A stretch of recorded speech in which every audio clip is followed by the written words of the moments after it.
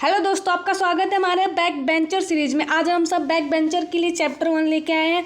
बस आपको जितना आप सबको बताया गया है बस इतना इंपॉर्टेंट क्वेश्चन है, बस आपको पढ़ना है और चैप्टर 1 में जितने भी नंबर है आपको कवर करना है। तो चलो स्टार्ट करते हैं। इलेक्ट्रिक चार्ज एंड फील्ड का सबसे इंपॉर्टेंट क्वेश्चन है हमारा। स्टार्ट करेंगे कि इसका जो है वैद्युत आवेश तथा क्षेत्र, इसमें इस चैप्टर का जो नाम है स्थिर वैद्युतिकी है। ठीक है, तो स्थिर वैद्युतिकी होता क्या है, इसमें स्थिर आवेश एवं उसके प्रभावों का क्या किया जाता है, स्टडी किया जाता है। इसको बोलते हैं स्थिर वैद्युतिकी। ठीक है, इलेक्ट्रोस्टैटिक इसको बोलते हैं। अब वैद्युत आवेश क्या होता है, अगर जब दो आवेश, ठीक है मान लो दो आवेश हैं, जब आपस में इसको जब रगड़ा जाता है तो हल्की सी मतलब हल्की हल्की वस्तुओं में क्या होता है, आकर्षित मतलब आकर्षण करने लगता है। इस स्थिति को क्या मतलब इस स्थिति में जो हमारा पदार्थ क्या हो जाता है, आवेशमय हो जाता है। क्लियर। अब इसके बाद हम सब देखने वाले हैं कि जो हमारा इसका उदाहरण में देख लो, कांच की छड़ एवं रेशम। अब इसके नोट्स में आप सबको लिखना है कि किसी वस्तु पर इलेक्ट्रॉनों की अधिकता या कमी को क्या बोलते हैं, वैद्युत आवेश।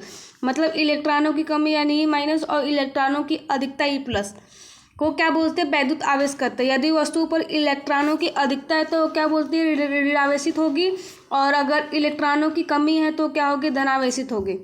अब आवेश के कितने प्रकार है, दो प्रकार है, टाइप्स ऑफ चार्ज। पहला तो धनावेश यानी जिसको बोलते हैं पॉजिटिव चार्ज, यानी इसमें इलेक्ट्रॉन की कमी होती है, और ऋणावेश जिसमें इलेक्ट्रॉन की क्या होती है, अधिकता होती है। अब यहाँ से आप स्क्रीनशॉट लेके आप अपने नोट्स कंप्लीट कर सकते हो, इसलिए इसका नाम है बैक बेंचर सीरीज, जिसमें आपको कुछ नहीं करना है, बस आपको अंडरस्टैंड करना है टॉपिक को और इम्पोर्टेंट क्वेश्चन को टिक लगाना है। अब इसके बाद नेक्स्ट है हमारा जो समान आवेश, यानी जो रहते हैं हमारे समान आवेश, जैसे धन और धन, ऋण और ऋण, एक दूसरे को क्या करते हैं, अलग का करते हैं। जैसे माइनस माइनस एक दूसरे को दूर हटाते हैं, प्लस प्लस एक दूसरे को दूर हटाते हैं। और अगर विपरीत हो, ठीक है, विपरीत मतलब क्या होता है, अगर प्लस माइनस हो तो एक दूसरे को क्या करते हैं, आकर्षण करते हैं। प्लस माइनस हो तो एक दूसरे को क्या होंगे, आकर्षित होंगे। माइनस प्लस हो तो एक दूसरे को क्या होंगे, आकर्षित होंगे। इसी को बोलते हैं हम सब आवेश का एग्जाम्पल है। ठीक है, अब इसके बाद देखेंगे आवेश का मात्रक क्या होता है, यूनिट ऑफ इलेक्ट्रिक चार्ज। तो MKS पद्धति में इसका मात्रक कूलाम होता है, जो कि बहुत इंपॉर्टेंट है। आवेश का मात्रक आपको एग्जाम में पूछ सकता है कि इसका मात्रक यूनिट क्या होता है, कूलाम होता है। इसका बीमा क्या होता है, AT होता है। और इसका जो फार्मूला होता है I यानी एम्प, जो करंट है, आवेश बट्टे T, तो हमारा क्या हो जाता है, इसका फार्मूला भी होता है। और Q बराबर IT भी, आप एक फार्मूले से 3 फार्मूला निकाल सकते हो। तो Q बराबर हमारा क्या हो गया, एम्पियर इंटू सेकेंड, और इसका मात्रक कूलाम होता है, आप सबको मालूम है। स्क्रीनशॉट लेते रहो और अपना नोट्स कंप्लीट करते रहो। अब वैद्युत आवेश संरक्षण का नियम क्या होता है, तो जो वैद्युत आवेश का जो, अगर आपको कहीं भी पता चले कि संरक्षण का नियम कहीं पूछ रहा है और आगे जो भी टॉपिक लगा हुआ है, ठीक है, तो बस आपको क्या कह देना कि आवेश ना तो उत्पन्न किया जाता है ना तो नष्ट किया जाता है, इसी को संरक्षण का नियम बोलते हैं। आपको हर चीज़ में यही करना है। अगर किसी भी चीज़ का संरक्षण का नियम दे तो उसका नाम लिख के, जैसे इसमें दिया है ना, आवेश को ना तो उत्पन्न किया जाता है ना तो नष्ट किया जाता है। ऐसे ही अगर दे देगी गुरुत्वाकर्षण संरक्षण का नियम ऐसे ही आ जाता है, ठीक है, तो आपको लिख देना है कि उसमें न तो उत्पन्न होता है ना तो उसको नष्ट किया जाता है। अब एक प्रकार के आवेश एक दूसरे के आवेश को केवल क्या करते हैं, परिवर्तित करते हैं। अब मूल आवेश क्या होता है, मूल आवेश का मतलब होता है कि फंडामेंटल चार्ज, इसको इंग्लिश में बोलते हैं। और इसका मतलब होता है कि किसी आवेशित कण पर जितना न्यूनतम आवेश रह सकता है उसे मूल आवेश कहते हैं। जैसे इलेक्ट्रॉन पर कितना रहता है, 1.6 × 10⁻⁻19 कूलाम। ये आपको न्यूमेरिकल में सॉल्व करने के लिए बहुत इंपॉर्टेंट आएगा, तो इस पॉइंट को नोट करके चलो कि आपको न्यूमेरिकल में करना ही पड़ेगा। आवेश का क्वांटीकरण का परमाणुकता क्या होता है, 1 नंबर एग्जाम में पूछा जाएगा, तो आपको इसको टिक लगाओ, 1 नंबर में कन्फर्म है क्वेश्चन आएगा। तो आवेश को अनिश्चित रूप में इसको डिवाइड नहीं किया जा सकता, मतलब इसको विभाजित नहीं किया जा सकता है। किसी आवेशित कण पर जो हमारा आवेश है मतलब इलेक्ट्रॉन, 2 इलेक्ट्रॉन, 3 इलेक्ट्रॉन हो सकता है, लेकिन इसकी भिन्न रूप में, जैसे E/2 नहीं हो सकता। अब भिन्न रूप में, यही भिन्न रूप में क्या कहते हैं, बट्टा, जैसे 3/4 भिन्न रूप में, तो वैसे ही भिन्न रूप में नहीं हो सकता। तो इसको क्या बोलते हैं, इसी आवेश का क्वांटीकरण या परमाणुकता बोलते हैं। अब नेक्स्ट है हमारा कूलाम का नियम, सबसे इंपॉर्टेंट है। 2 नंबर में आपसे पूछा जा सकता है या 3 नंबर में पूछा जा सकता है, ठीक है, 2 नंबर में या 3 नंबर में पूछा जा सकता है। तो कूलाम का नियम कहलाता क्या है, ठीक है, तो जो हमारा बल रहता है F, ए अपने आवेश Q और Q2 के क्या रहता है, Q1 और Q2 के समानुपाती रहता है, जिसको समीकरण 1 बोलते हैं। और जो इसका डिस्टेंस है यानी r आपको दिख रहा होगा, उसके वर्ग के व्युत्क्रमानुपाती रहता है। वर्ग के व्युत्क्रमानुपाती इसका मतलब क्या है कि r के ऊपर क्या रहेगा, 2 रहेगा, उसके घात में 2 रहेगा। अब व्युत्क्रमानुपाती यानी 1/r रहेगा। तो ये हमारा दोनों का इक्वेशन है। अब जब दोनों का इक्वेशन जब एक में करते हैं, मतलब समीकरण 1 और जब समीकरण 2 को जब ऐड करोगे तो हमारा क्या हो जाएगा, F समानुपाती Q1 इंटू Q2/r²। अब जैसे ही समानुपाती का चिन्ह हटेगा, समानुपाती का चिन्ह ए होता है, जैसे ही हटेगा उसमें एक कांस्टेंट लगता है k। यहाँ पर आपको k दिख रहा होगा, ये हमारा कांस्टेंट है यानी जिसको नियतांक बोलते हैं, जिसका मान होता है 1/4π और एप्सिलॉन क्या होता है, वायु या निर्वात की वैद्युतशीलता होती है। तो आप इसका डिफिनेशन पढ़ सकते हो कि कूलाम का नियम एक्चुअली में कहलाता क्या है, कि इस नियम के अनुसार दो स्थिर बिंदु आवेशों के बीच जो लगने वाला वैद्युत बल आकर्षण या प्रतिकर्षण उन आवेश के परिणामों के गुणनफल के अनुक्रमानुपाती तथा बीच के दूरी के वर्ग के व्युत्क्रमानुपाती होता है। माना Q1 Q2, आपको डायग्राम एग्जाम में बनाना है बिल्कुल। और माना Q1 Q2 आवेश एक दूसरे से r दूरी पर स्थित है, Q1 Q2 r दूरी पर स्थित है, और इस पर जो लगने वाला बल है आपने अभी इसको पढ़ा, ठीक है। अब इसके बाद क्या है कि जो F बराबर हमारा हो जाएगा, k के जगह पे हम लोग रखेंगे 1/4π यानी k का मान रखेंगे, तो हमारा इक्वेशन 3D हो जाएगा, ठीक है।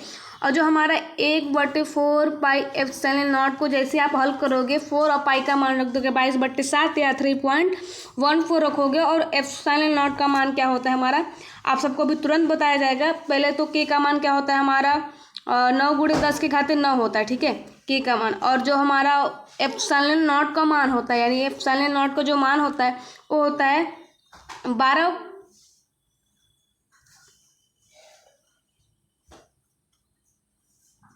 एक सेकंड रुक जाइए। तो इसका जो मान है, तो जो हमारा एप्सिलॉन का मान है वो होता है हमारा 8.5 10 के घाते 12 होता है। ये हमारा एप्सिलॉन का मान होता है, ठीक है। तो आप इसको न्यूमेरिकल में सॉल्व करने में बहुत काम आएगा, तो इसको नोट कर लो। और इसके बाद जो हमारा F का मान है, ठीक है, तो 1/4π एप्सिलॉन के जगह पे हम अगर k का मान रखेंगे और 9 × 10 के घाते 9, तो हमारा क्या हो जाएगा, 9 × 10 के घाते 9 Q1 Q2 r²। बिल्कुल यही है। और k हमारा क्या है, परावैद्युत माध्यम का परावैद्युतांक है, ठीक है। तो आप इसको स्क्रीनशॉट लो और अपने नोट्स में कंप्लीट करो, और एग्जाम में बिल्कुल ऐसे लिख के, और नंबर आपको फुल मिलेंगे।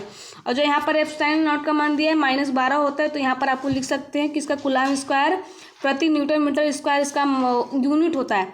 और इसका जो बीमा होता है यहाँ पर भी लिखा हुआ था, आप सब दोनों नोट कर लो। एक नंबर एग्जाम में पूछा जा सकता है कि एप्सिलॉन आंकिक मान A B C D, अब इसमें से कौन सा सही आपको टिक लगाना है।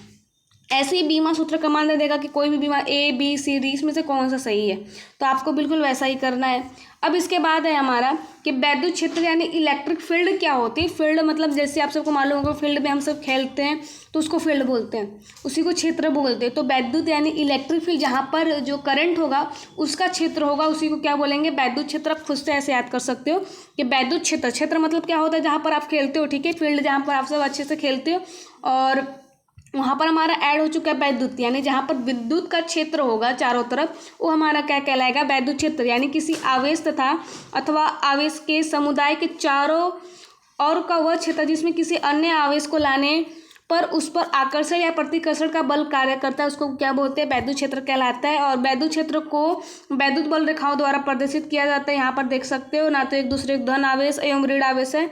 वैद्युत बल रेखाएं वैद्युत क्षेत्र में खींचा गया हुआ काल्पनिक एवं निष्कर्ण कुवर्क है, ठीक है, निष्कोण वर्क है, जो उस स्थान पर वैद्युत क्षेत्र का मतलब लगातार क्या करती है, प्रदर्शन करती है। डायग्राम देख लो, एग्जाम में बिल्कुल ऐसे ही छाप के आना है।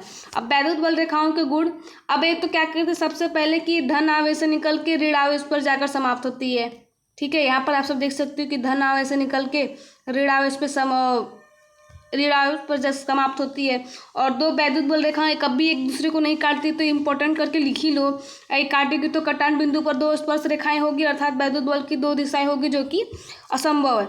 अब वैद्युत बल रेखाओं के आसपास होना प्रबल वैद्युत क्षेत्र की जो हमारा तथा और वैद्युत बल रेखाओं का दूर दूर होना दुर्बल बल रेखाओं को क्या करता है, प्रदर्शित करता है। अब यहाँ तक क्लियर करो, स्क्रीनशॉट लो फटाफट और अपने नोट्स को और अच्छा बेहतरीन बनाओ। और आप सब कलरफुल नोट्स लिखोगे तो आप सबको पढ़ने में ज़्यादा मजा आएगा। अगर आप सब स्टडी करना चाहते हो अच्छे से तो आप सब नोट्स को एकदम रंग बिरंगा बनाओ, जिससे आपको पढ़ने में अट्रैक्शन हो। ऐसा होता है ना, पढ़ने का मन नहीं करता हो तो ब्लैक और ब्लू और रेड पेन का 3 पेन का यूज़ करो, बाकी हो तो फिर अपने स्केच का भी यूज़ कर लो, जिससे आप सब अपने हैंड राइटिंग को भी इंक्रीज कर सकते हो और अपने नोट्स को भी अट्रैक्टिव बना सकते हो। वैद्युत बल रेखाओं एवं चुंबकीय बल रेखाओं में अंतर क्या होता है, 1 नंबर में एग्जाम में पूछता है तो इसको नोट करो। और क्या होता है, वैद्युत बल रेखाएं धन आवेश से निकलकर वक्र बनाते हुए ऋण आवेश पर समाप्त होती है। इस प्रकार वैद्युत बल मतलब धन से निकल के, ठीक है, और हमारा माइनस है, यहाँ से जब बल जाता है तो इस पर समाप्त होता है, ठीक है, तो वही हमारा है। और चुंबकीय बल रेखाएं एक बंद वक्र बनाती है। अब परीक्षण आवेश क्या होता है, भी शायद 1 नंबर में पूछ सके, क्योंकि 1 नंबर में ऐसा क्वेश्चन पूछता है जो आप सब सोचोगे भी नहीं कि यही एग्जाम में आएगा, वही क्वेश्चन 1 नंबर में दे देता है उठा के। या तो दे देगा आप सबको ऑब्जेक्टिव क्वेश्चन में कि जो आप कभी कल्पना भी नहीं किए होंगे, वैसा क्वेश्चन 1 नंबर में उठा के दे देता है। तो फिर आप सबको 1 नंबर के लिए थोड़ा बहुत अच्छे से पढ़ना पड़ेगा, क्योंकि वहीं से नंबर सबसे ज़्यादा कटता है। परीक्षण आवेश क्या होता है, बहुत ही छोटा आवेश जो स्थान पर वैद्युत क्षेत्र को प्रभावित ना करे, उसी को क्या बोलते हैं, परीक्षण आवेश बोलते हैं। तो नोट करो, स्क्रीनशॉट लो, और अगर इसका नोट्स चाहिए तो टेलीग्राम जाकर ज्वाइन कर लो, डिस्क्रिप्शन बॉक्स पे आपको लिंक मिला रहेगा, ठीक है, वहाँ से जाके आप इसका नोट्स परचेज कर सकते हो, भी बिल्कुल फ्री में है, ठीक है। बस आपको क्या करना है, डाउनलोड का बटन क्लिक करना है और डाउनलोड हो जाएगा आपके जो भी आपके फाइल में या ड्राइव में आपके डाउनलोड हो जाएगा। अब वैद्युत क्षेत्र की तीव्रता क्या होती है, इसको इंग्लिश में क्या बोलते हैं, इंटेंसिटी ऑफ इलेक्ट्रिक फील्ड। तो इंटेंसिटी ऑफ इलेक्ट्रिक फील्ड होता क्या है कि जहाँ पर जो हमारा वैद्युत क्षेत्र है कोई एकांक आवेश है, ठीक है, मतलब एकांक आवेश पर जो लगने वाला हमारा वैद्युत बल ई, वही हमारा क्या कहलाता है, वैद्युत क्षेत्र की तीव्रता, इसको ई से प्रदर्शित करते हैं। और यह यदि क्यू नॉट परीक्षण आवेश पर जो लगने वाला वैद्युत बल एफ हो तो हमारा इसका ई बराबर हमारा फार्मूला हो जाएगा एफ बटे क्यू नॉट, जहाँ पर हमारा ई क्या है, वैद्युत वाहक बल है, एफ क्या है हमारा बल है, और क्यू नॉट क्या है हमारा आवेश है। और इसका मात्रक क्या हो जाएगा, एफ का मात्रक न्यूटन होता है और क्यू नॉट का मात्रक क्या होता है, कूलम। तो इसका मात्रक ऐसे ही हो जाता है। और एक ये स्केलर मतलब ये वेक्टर क्वांटिटी यानी सदिश राशि है, और इसका बीमा सूत्र क्या हो जाएगा हमारा, जो न्यूटन का मतलब बल का जो हमारा बीमा होता है एम एल टी -2 होता है, और क्यू नॉट का क्या होता है, एटी होता है। बाकी ऐड करके इसको लिख सकते हो। इसके बाद है हमारा 3 नंबर का क्वेश्चन, जो एग्जाम में 3 नंबर में आता ही आता है कि बिंदु आवेश के कारण वैद्युत क्षेत्र की तीव्रता क्या होती है। तो आपको सिंपल सा इसको एक आपको टॉनिक करके लिख सकते हो, ठीक है, एक कैप्सूल करके लिख सकते हो कि आपको जितने भी डेरिवेशन मिलेंगे, आपको डेरिवेशन में करना क्या है, सबसे पहले उसका डायग्राम छापना है। अब डायग्राम कैसे छापोगे, पहले प्लस क्यू बनाओगे, माइनस क्यू बनाओगे। अब जहाँ पर माइनस क्यू रहेगा वहाँ पर बिंदु पी को चिपकाओगे। अब यहाँ से मतलब कुछ आर दूरी पर यहाँ से Q1 और Q2 मतलब Q और Q नॉट की दूरी आर कर दोगे, और पी से एक बल लगेगा एफ, वहीं पर हमको मतलब बल लगेगा। आपको क्या करना है कि सबसे पहले कि माना प्लस क्यू आवेश है और एक माइनस क्यू आवेश है, ठीक है, जहाँ पर के पैरावैद्युतांक है और आर दूरी पर एक बिंदु पी है, जहाँ पर हमको क्या करना है, वैद्युत आवेश मतलब वैद्युत बल ज्ञात करना है, ठीक है, मतलब बिंदु पी पर ही आपको क्या करना है, वैद्युत बल ज्ञात करनी है। तो हमारा यह इसमें कूलॉम का नियम जैसे ही आप अप्लाई करोगे तो यह बराबर हमारा हो जाएगा के पैरावैद्युतांक को ऐड करके 1/4 पाई एप्सिलॉन नॉट के Q1 Q2 आर स्क्वायर। हमारा क्लियर हो गया। अब यहाँ तक होने के बाद हम सब क्या करते हैं कि जो हमारा यह बराबर हो गया 1/4 पाई एप्सिलॉन नॉट के क्यू डॉ मतलब Q into Q not R square, या इसको लिख सकते हो कि F/Q0 मतलब Q नॉट को इधर भेज सकते हो, डिवाइड में हो जाएगा 1/4 पाई एप्सिलॉन नॉट के क्यू आर स्क्वायर।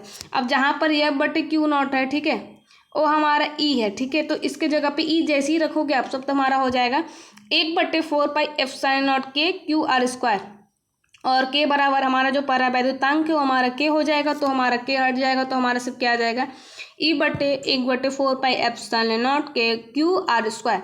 अब इसका मान भी रख सकते हो आप सब, जैसे यहाँ पर रखा हुआ है 9 × 10 के घाते 9, और इसको स्क्रीनशॉट लेकर नोट से बिल्कुल ऐसे ही कंप्लीट करो, नंबर कभी नहीं कटेगा और कॉन्फिडेंस लेवल तो क्या रहेगा भाई साहब, आप समझ नहीं सकते हो। जैसे आप सब नोट्स कंप्लीट करोगे आपको अंदर से फीलिंग आ जाएगी कि हाँ भैया मेरी तैयारी हो गई है, बस एक बार मेरे को रिवीजन करना है और बस एग्जाम में जाकर छाप देना है।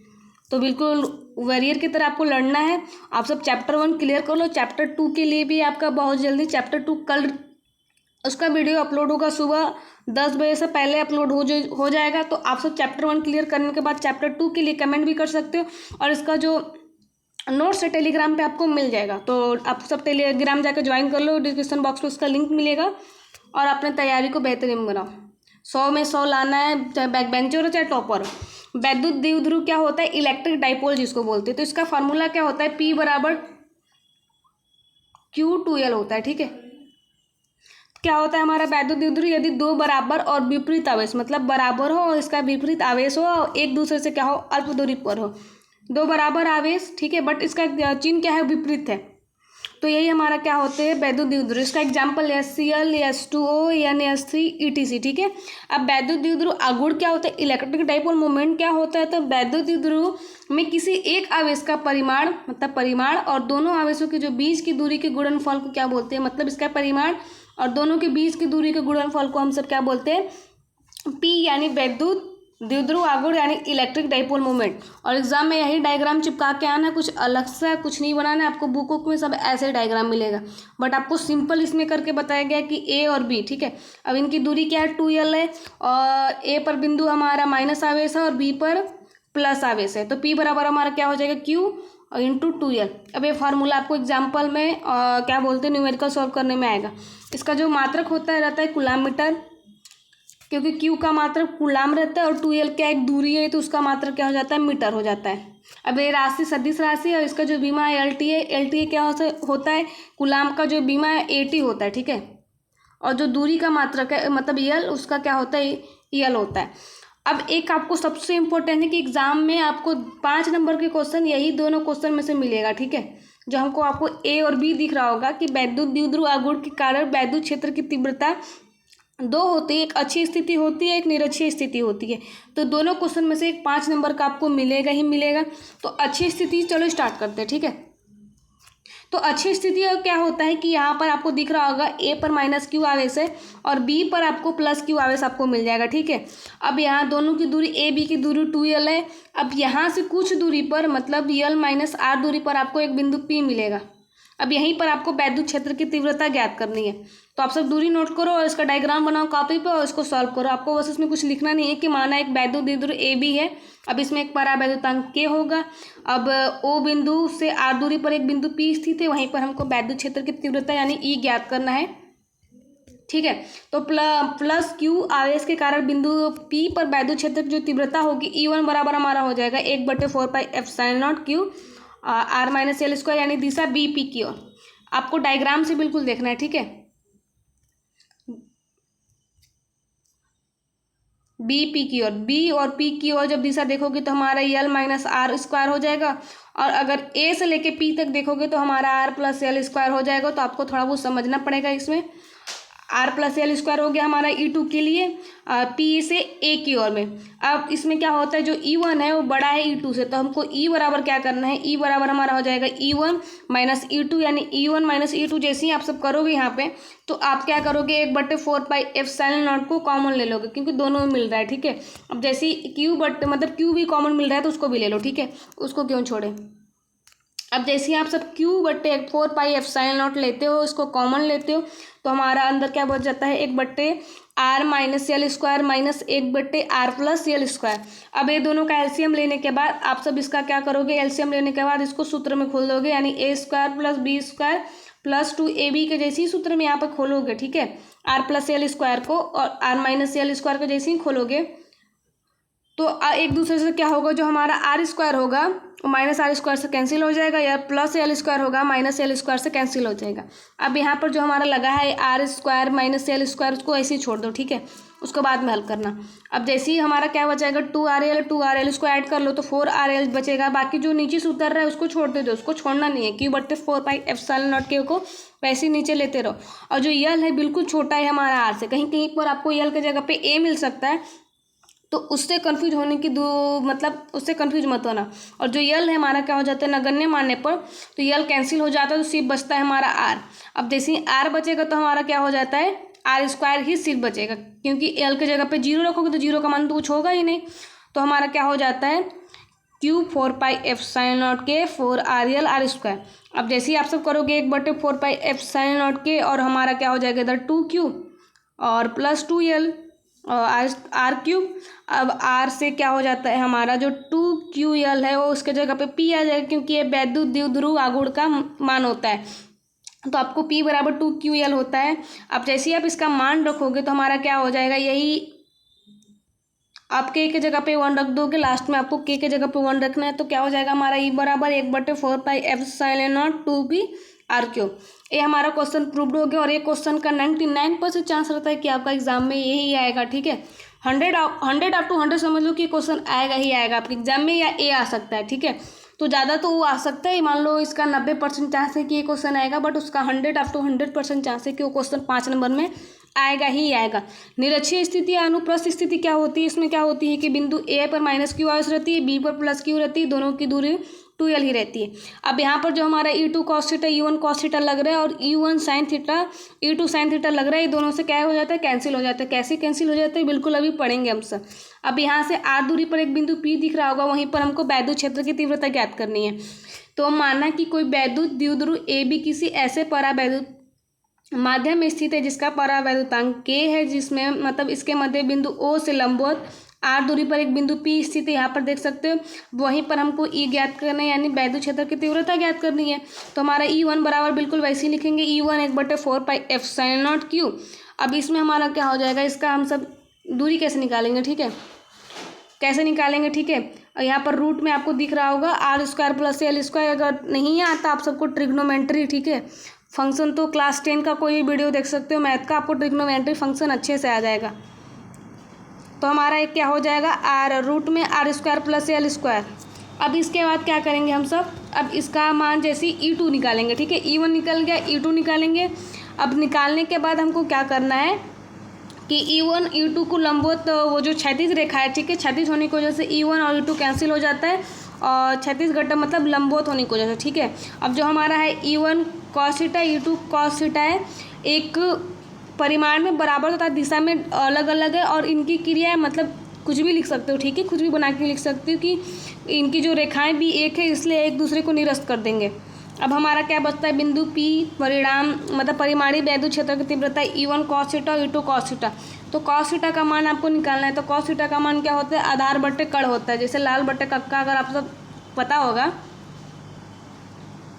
ठीक है। तो हमारा sin थीटा बराबर लंब बट्टे कड़ होता है, cos थीटा बराबर आधार बट्टे कड़ होता है, tan थीटा बराबर लंब बट्टे क्या हो जाएगा, आधार हो जाएगा।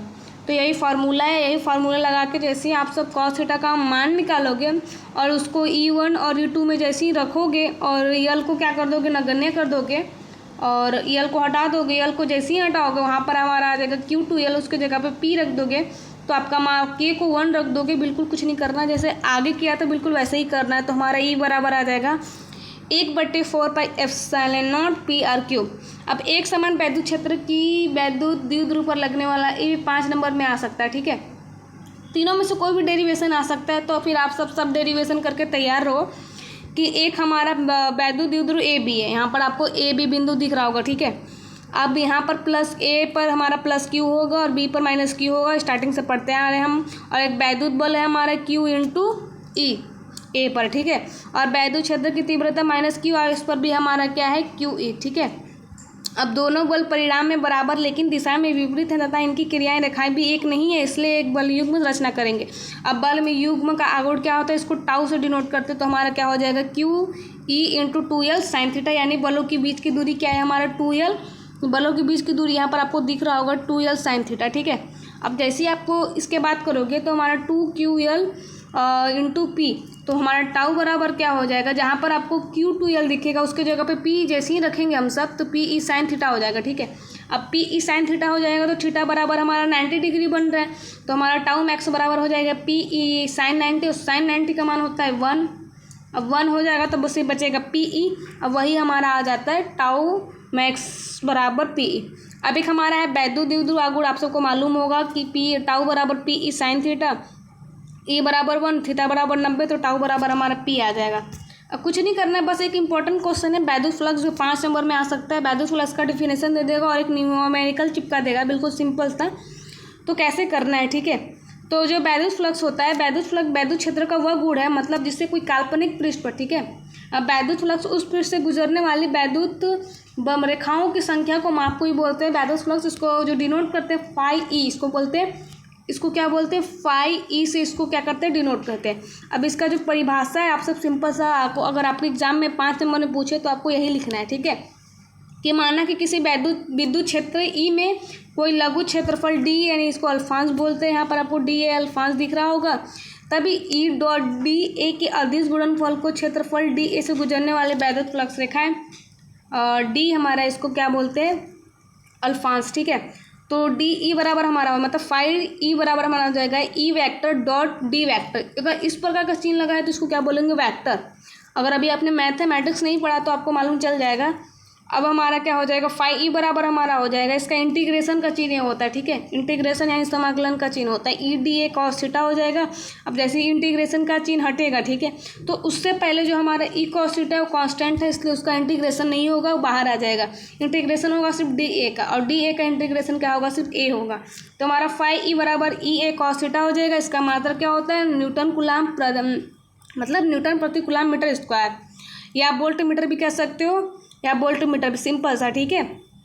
ये एक अदिश राशि होता है। बाकी आप सब स्क्रीनशॉट लेके नोट्स कंप्लीट कर सकते हो। अब एक सबसे इंपॉर्टेंट हमारा गॉस का परमेय, ठीक है, लास्ट टॉपिक है जो इंपॉर्टेंट है, 5 नंबर में इसका डेरिवेशन आ सकता है। तो गॉस परमेय क्या होता है, कोई बंद पृष्ठ होगा, ठीक है, ये बंद पृष्ठ है। अब इसमें जो गुजरने वाला हमारा फाइव होगा, ठीक है, उस पृष्ठ द्वारा परिबद्ध कुल आवेश क्यू का क्या होगा, 1/एप्सिलॉन गुना होगा। तो इसका जो मान हो जाएगा फाइव बराबर क्यू बटे एप्सिलॉन नॉट। और इसकी जो उत्पत्ति हुई है, अगर आप सबको पढ़ना है अच्छे से तो इसका जो डिस्क्रिप्शन बॉक्स में इसको लिंक मिल जाएगा, वहाँ से आप सब जाके इसका गॉस का परमेय का आप सब डेरिवेशन देख सकते हो। और आप सबको एक चीज़ और बता दूँ कि हमारा 90 डे का चैलेंज स्टार्ट हुआ है, ठीक है। 90 डे हम फिजिक्स में सिर्फ ऐसा इंपॉर्टेंट क्वेश्चन पढ़ेंगे जो एग्जाम में आएगा ही आएगा, मतलब वहाँ से हट के कहीं नहीं आएगा, मतलब 70 नंबर आपके कहीं नहीं जाएंगे। आप 90 डे चैलेंज में अगर 90 क्वेश्चन अगर आप पढ़ना नहीं चाहते पूरा चैप्टर 1 शॉट या कुछ भी वगैरह वगैरह जो भी प्रॉब्लम हो नहीं पढ़ना चाहते, तो आप सब 90 वीडियो सिर्फ रोज़ 5-5 मिनट का वीडियो है, रोज़ अगर देखते रहोगे 90 डे, तो आप सब 90 क्वेश्चन, अगर 90 क्वेश्चन में से जितना ही क्वेश्चन पूछा जाएगा 70 नंबर में पूछा जाएगा, और 70 नंबर आप आसानी से ला सकते हो। तो चैनल को सब्सक्राइब करो और उस वीडियो को जाकर देखो, डे 7 तक अपलोड हो चुका है, डिस्क्रिप्शन बॉक्स में उसका लिंक मिल जाएगा सारा इंपॉर्टेंट क्वेश्चन का, तो वहाँ से जाकर देख सकते हो। और टेलीग्राम ज्वाइन करना बिल्कुल मत भूलो, वहाँ पर आपको नोट्स मिल सकते हैं सारे सब्जेक्ट के। पढ़ाई सिर्फ हो रहा है फिजिक्स का, बट आपको सारे सब्जेक्ट के नोट्स मिलेंगे, फिजिक्स, केमिस्ट्री, मैथ, बायोलॉजी सबके। तो चैनल को सब्सक्राइब करके कमेंट कर दो प्यारा सा। बाकी थैंक यू।